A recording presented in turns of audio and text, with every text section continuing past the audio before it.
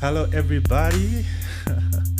Welcome to the Living in Fullness podcast, and I am your special guest host today. Are you hosting? She calls me Hasbay. You're not hosting. It's my podcast, guys. Yeah? Hello, everybody. Welcome to the Living in Fullness podcast. Another amazing episode. I am your host, Naki Muteto, and today I've got a special guest with me. So I was thinking about year end, right? And I said, generally when the year is coming to an end, we have all those goals that we set up in the beginning of the year. Yeah. And we're like, okay, God, this is what I'm set out to achieve this year. And when the year is ending, it's sort of time to reflect. And you almost sometimes feel like, okay, but I set up, 10 goals and I haven't achieved each one of them. Or, I have a few that I'm still like, okay, but God, why haven't I gotten this, right? Yeah. So when I was thinking of this episode, I was like, we need to speak about waiting and trusting God still. And just some pointers as well. So when I was thinking about this episode, I was like, who best to bring than my husband? Because God has really tested his faith. He has taught him to wait and to trust on God, and his faith has increased over this whole journey. And I just wanted him to share with us his journey as well on waiting for a job and all that. So I just thought he's the only one we can bring. So I've got an amazing special guest. And if you already know, you know. It's my husband, Mr. Muteto Muteto. Oh, thank you, babe. Thank you Hi, for having babe. me. How you doing? I'm good. How are you feeling today? I'm good. Excited. My first appearance on the pod. So Yeah. really excited about today's episode. Yeah. So, but I guess before we get started, I just wanted to say, big congratulations on what a great achievement this year. Yeah. You set it out, we're talking about goals today. My wife, beginning of the year, got a word from God, and she set out, she set out to achieve her goals, and she started this podcast, and what a great blessing it's been for like lots of people, even for me as your husband. So big congratulations. You're so sweet, babe. Thank you. Thank you so much, babe. I mean, one thing about my husband, he's always in the background. So even when you don't see him on the camera, he's there somewhere. He's always listening to the podcast, or when I have guests over, he comes with me to the studio. So it's really amazing having you. Thank you. I can't wait. Are you ready? No, I'm ready. Yeah, I've been ready. I was born ready. So, babe, you don't know about this, but we've got some icebreakers for you before we start. Are you ready? Oh, okay. This icebreakers, eh? Okay. Yeah. Okay. The first one. Yeah. How many seasons have we had in the Living in Fullness podcast? Okay, so we're on our second season, and 2 seasons, and it's been great to watch that journey. So love it. How old is the podcast? Well, I would say it's about 8 months, roughly 8 or 9 months. When did it start? Which month did it start? When was the first episode posted? Okay, first episode. That's a tricky one. Okay. So if I were to guess, let's see. I would say first episode was in April. No, first episode was in March. Close, 16th of March to be precise. 1 month. Okay. How many episodes have you watched? How many? Be honest. Have you watched from start to finish? I haven't really been counting, but I've watched most of them. Okay. I've watched most of them. So the thing is, right? I have attended when you shoot in certain podcasts. So you sort of like listen in. So I count that as watching. Then also I have watched most of them. So I haven't been counting, to be honest. If I haven't ever watched any, it's a handful. How many guests have I had on the podcast? Ooh, okay. This one is. You're gonna lie to us. How many guests off the top of your head? Okay, off the top of my head, I'm thinking you probably had about what, 30 people? You closed 23. 23. Oh, okay. And lastly, why did I start the podcast? As my husband, you should know this. Okay, all right. So one thing you need to know about my wife is that, she has a voice, right? And, she's always, she's even just at home, she's always just like sharing her views and what God's put on her heart with me. And I'm just like, wow, she's got so much wisdom. And she just needed a platform, really, just to be, you know, God's vessel and really impact people's lives. So I think that's the primary thing. So it's like God put this in you, right? And you needed an outlet in which you could impact lives, and why not like a podcast, right? Because that impacts the whole world. So you sit in this room, you speak in what's on your heart, what God puts on your heart. You bring interesting people here, but the word gets out there. That's so that's the first thing. And you generally love conversation, right? Yes. So yes, you love conversation. Like, you know, my wife is one person, like if you struggle to have a conversation with her, that's on you, because she's, you know, she'll get in there, you know, she'll take you places that you were like, I say that? Did I just Did I open say up that? about Did I say that? that? Wow, like, you know, I think the first time I met her, I remember sort of like, you know, testing the first day. I didn't think she spoke much, but the next time I saw her, I was like, oh, okay, this girl could talk. So, and it was great conversation. So, She can talk. So I'd say those two things. Oh, thanks, baby. You did amazing on the last one. And of course, the first, so how many did you get right? Let's see. You got 2 out of 5. Is it? But yeah, babe, no, you're amazing. Okay, so to just start with, because we're talking about waiting and trusting. When I was thinking about this podcast, initially I was like, okay, I'm just going to do an episode where I'm just speaking to people about waiting and trusting on God from our experience, as well as what I've learned throughout, right, my life. But then when I kept on thinking about it, I felt God wouldn't have wanted it any other way but to have you as well, because you are one person who you have exercised your faith quite a bit, and you have been taught to wait and to trust God.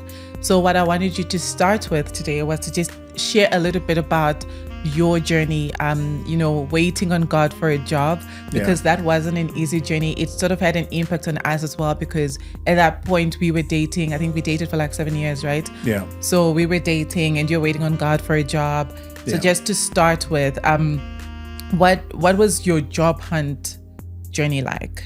Okay. No, thank you for that. When it comes to my career, it's just been one of faith and really just trusting God and Him just building me up. And I think right now, I guess just to start with the end in mind, I can see why God did it, right? So, you know, if you wait in, you know, there's a reason for it. Probably just wanted to start there. So I think we met at WITS. So we both we met at WITS. We started dating there, and we graduated from undergrad around the same time, right? Yeah. So natural thing for me is I've graduated from university. Yeah. I think initially I wanted to do my honors program, but I didn't make it in. So when I graduated from undergrad, my initial thought was, okay, you know what? Let me find a job. Okay, and given that I'm from Zambia, right? And initially I wanted to get a job here in South Africa. There was just the whole work permit thing, just the admin thing. I said, okay, so I say, you know what? Let me just go home, get a work permit, come back, and then let me find a job. So my job hunt started there, right?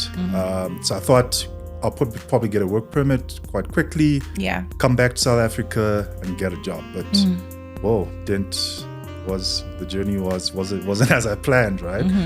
So I guess just to summarize, I went back to Zambia, got a work permit, came back to South Africa, stayed with a friend of mine, and you came back here because you were expecting me to come back and start work, right? Yeah. So you took like an extra year of studies at WITS, and so we sort of planned it that way, right?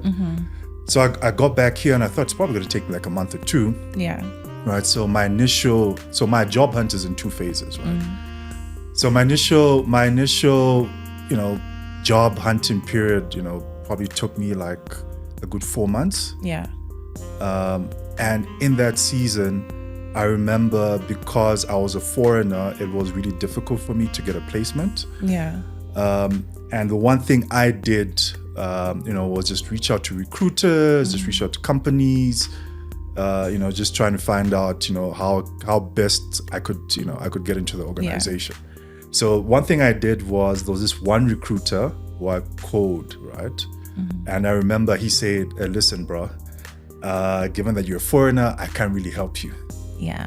Like, it's going to be difficult for me to even place you because companies, really, they don't want to sponsor your visa. But I said, no, I've got a visa. So the visa I got was a 1-year visa. So I had 1 year to find a job, right? And then after that, when I get a job, I can then extend it to 5 years, right? So what he suggested, he said, at least he was so gracious. He said, best I can do is, I got a list of companies, right, that employ people that have studied actuarial science. So I studied actuarial science at Wits. And smart man. So and I've got a list of companies that who employ actuarial graduates, right? So what I suggest is that just call all of them, reach out to them, and just see what happens. So send me that email, and I think there was like 100 companies with phone numbers just for the switchboard. Yeah. And what I do every day is, I'd wake up, right? I would call the switchboard and say, I'd like to speak to HR, right? Yeah. Yeah, they put me through to HR, and they say, okay, listen, I'm a recent actuarial graduate. I'm looking for a job. Do you have any vacancies in your company, right? And then most of them would say, okay, please send your CV to this email or to this email address.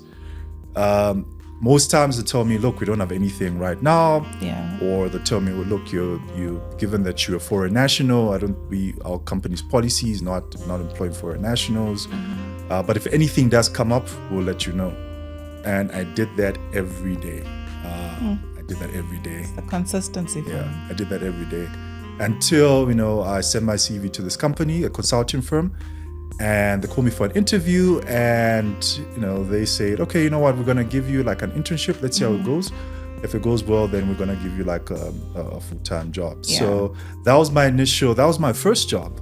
So I then got that job, did it for like 3 months, but unfortunately it didn't turn out into full employment. And come end of the year when my visa was ending, I was now left without a job. And I guess I'll just pause it there. Then I guess we can chat about my second part later. But that was my initial, I guess, experience with job hunting.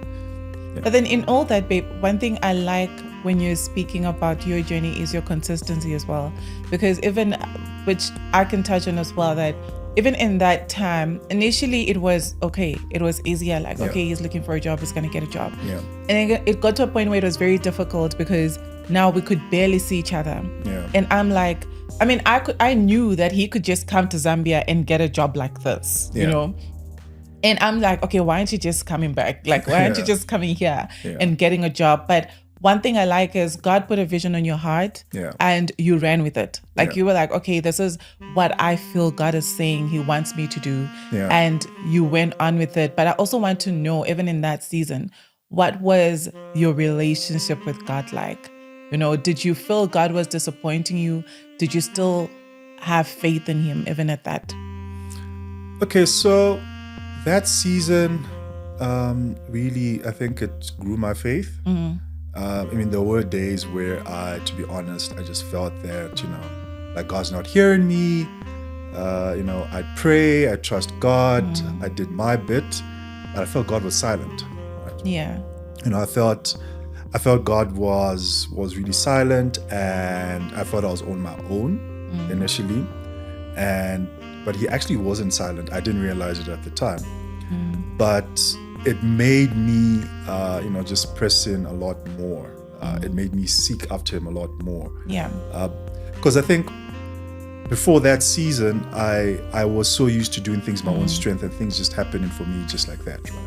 Yeah. But this was the first time, like, I really had a challenge, and I really, really had to dig deep and trust God for something. So it really grew my faith from that perspective. Yeah. And I think because it's generally been like that for you, even with school. Like you were generally like an A-star student. So it's like, I'm just going to fly through this as well. Yeah. So this, I should easily get a job and everything should work out. Yeah. But then, so now moving to the second part, then how did you come out of the waiting season? Okay, so yeah, so I guess part two of my job hunt is, Yeah. so now come end of that year, right? My visa is expiring because I got Yeah. I got a 1 year visa. I don't know what to do. I wasn't given full-time employment.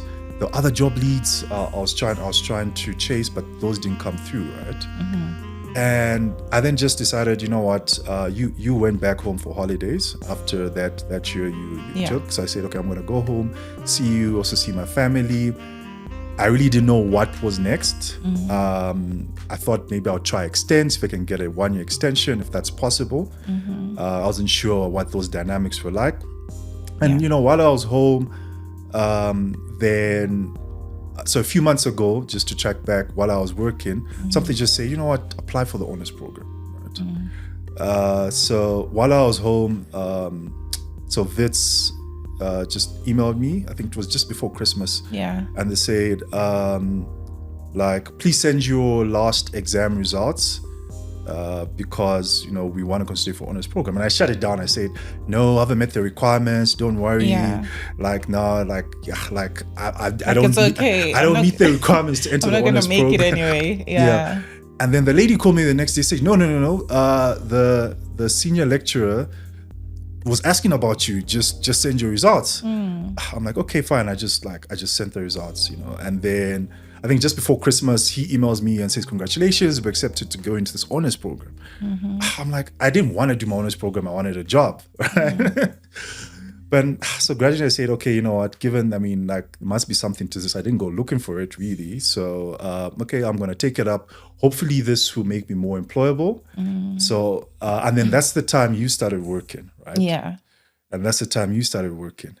And now we had to make a decision when it comes to our relationship. And because, I mean, we had spent almost 2 years together. And I said, okay, you know what?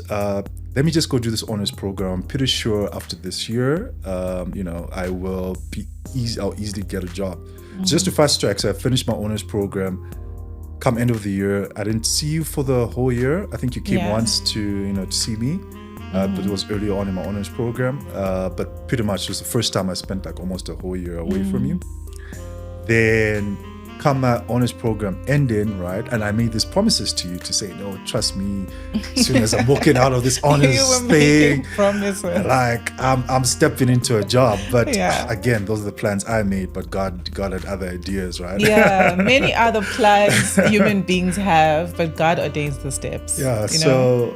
so it was really tricky. I mean, I Yeah. come home, you've been working for a year, and I could see you flying in your career. I'm broke. Broke for the moment. extra broke, trying to Yeah. figure myself out. And I think I then, that's when, like you and I had the conversation. You said, what are you doing? Like, you can come back to Zambia, because you were in Zambia at the time. So many companies would take you, right? And I remember going for an interview in Zambia. And I think I had two opportunities, right? Really good companies. I went for the interviews, but I really felt that, you know what, these would be great opportunities, yes, but I think for my career, where I'm meant to be is South Africa. And, it was really hard to explain that to you. I mean, I didn't have any evidence. I mean, the only evidence I had was rejection in South Africa. I was like, what is this saying? But all I had was my faith, and I just really Yeah. felt that that's where God wanted me to be. God really wanted me to be here. So I came back, right? Long story short, it took me 6 months to really get an opportunity, Yeah. right, at my current employer. And even my foot in the door wasn't full-time employment. So I guess the way it worked out was I spent 6 months looking for a job. Again, I faced rejection, similar to The previous one. to the first time I was looking for a job, Yeah. right? I first rejection, and then the day I gave up, I called Dad. So I called my dad. And say, you know what, Dad, I don't think this thing is working out for me. Thank you for the support. I think I'm going to come back home and I'm going to look for opportunities. And I called you and said, I'm coming back home, and you're excited. I'm not gonna lie. I was like, yes, Jesus, let's do this. I was so happy. Yeah, and you were so excited. So I had a phone interview with a company in Zambia.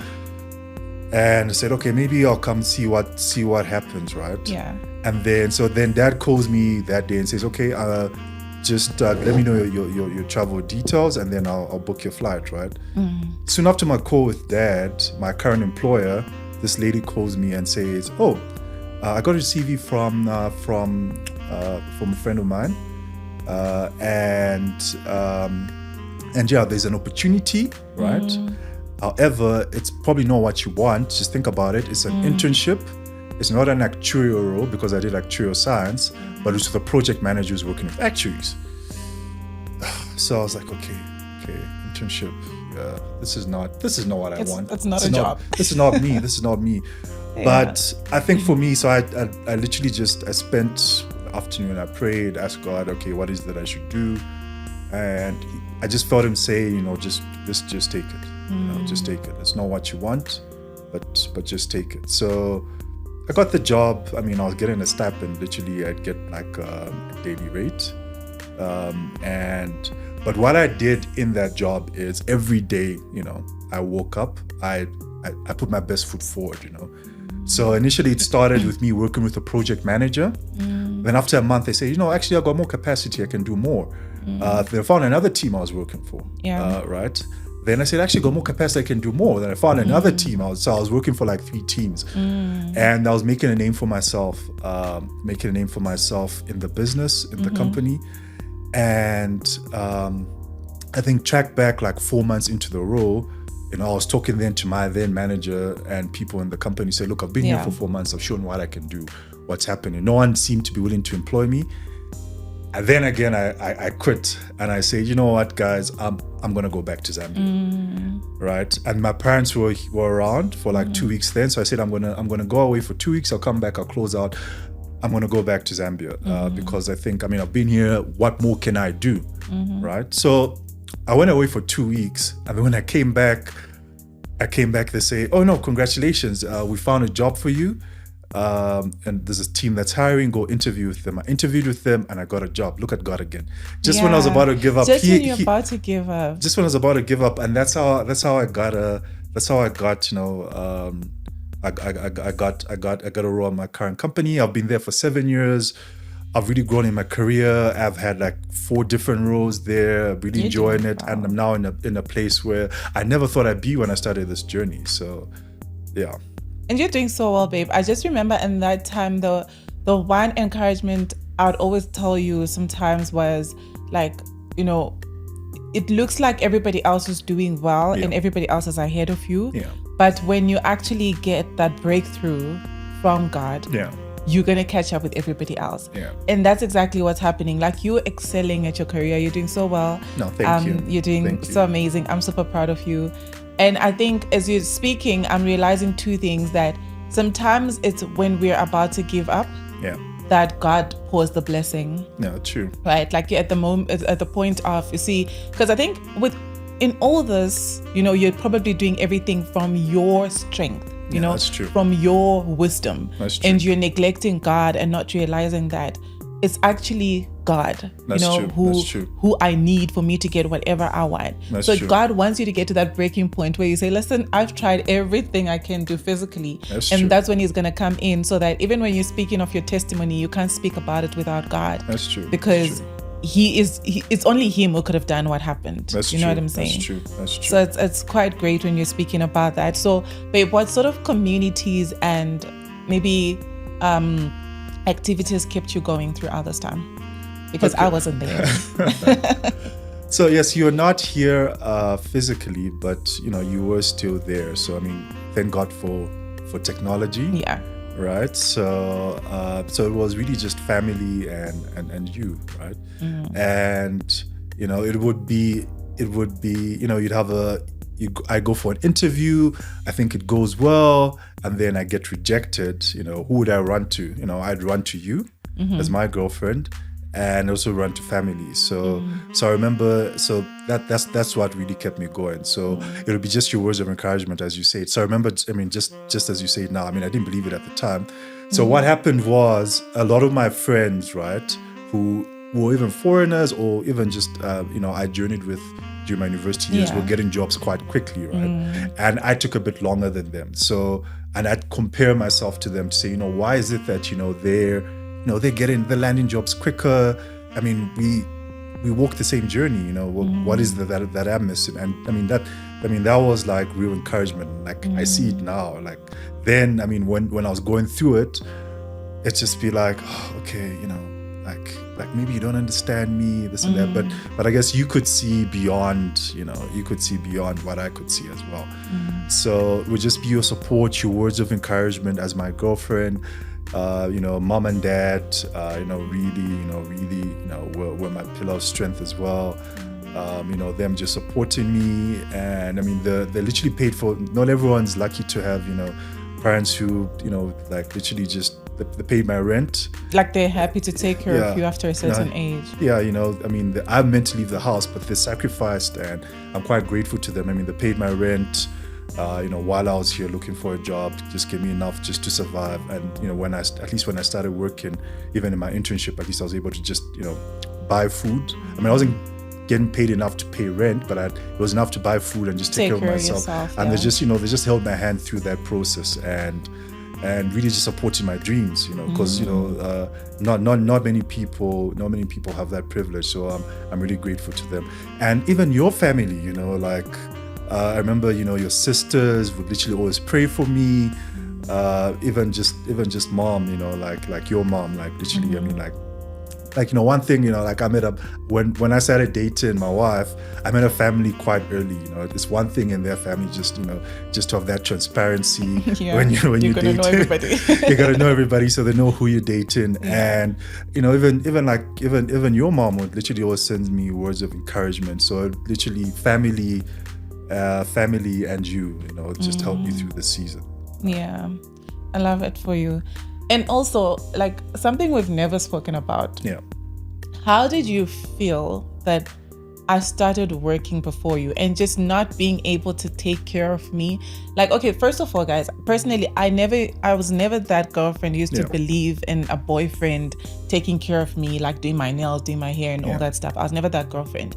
But maybe I feel like for you as a guy anyway, you still want to do some of those things. Yeah. So how did you feel in that period when I've started working before you to, you're not able to even like take care of me on, take me on dates. And I remember even when you'd visit home as well, and you stay very far from where we stay, it's a whole thing of, I need to put fuel, I need to put gas, and working. And obviously whatever you're putting in, you're getting it from mom and dad, right? So I'm sure it was quite difficult, because even sometimes we had to think about, oh no, I can only see you twice a week. And that time we were already in a long distance relationship. It's like, what do you mean twice a week? So how did you feel during that period? To be honest, I was really, really frustrated in that I couldn't show up in the relationship, the way I would have loved to. But like you were really supportive.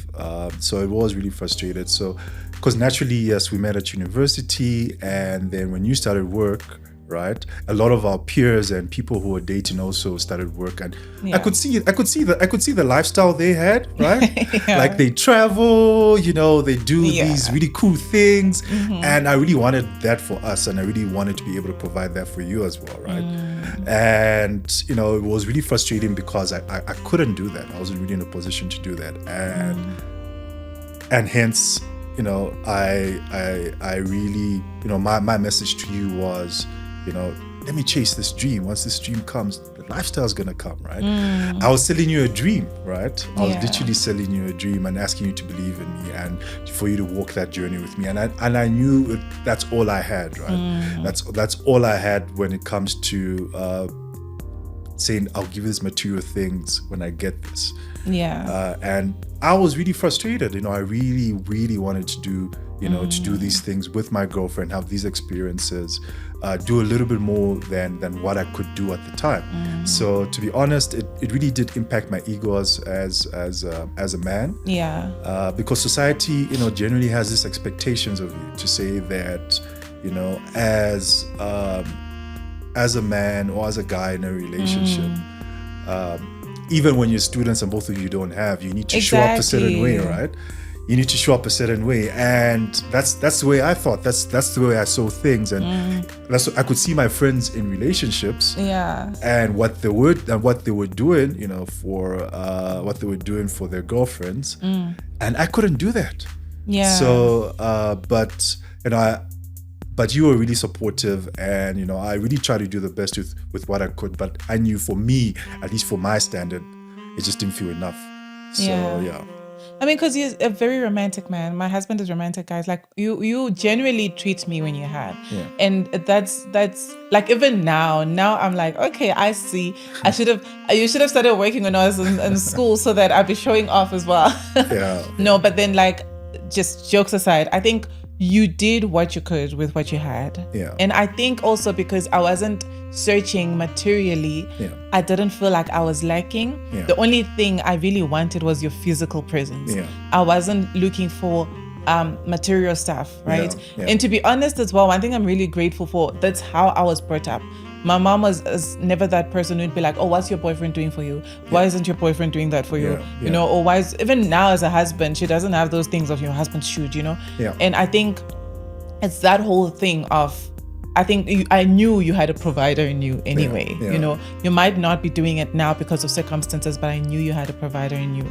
So I mean, just listening to your journey has been incredible, babe. I never get tired of just hearing about your journey. So guys, we have like 10 points that we just want to give you guys on what we've learned in our waiting and trusting in God sort of journeys.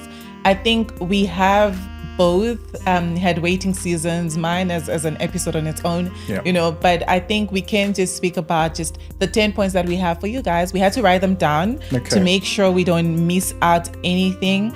Actually, before we get into those, there's something I did want to ask you, right? Because I know, babe, you've mentioned a few times, like, sometimes when it's birthdays, it's even hard to celebrate birthdays.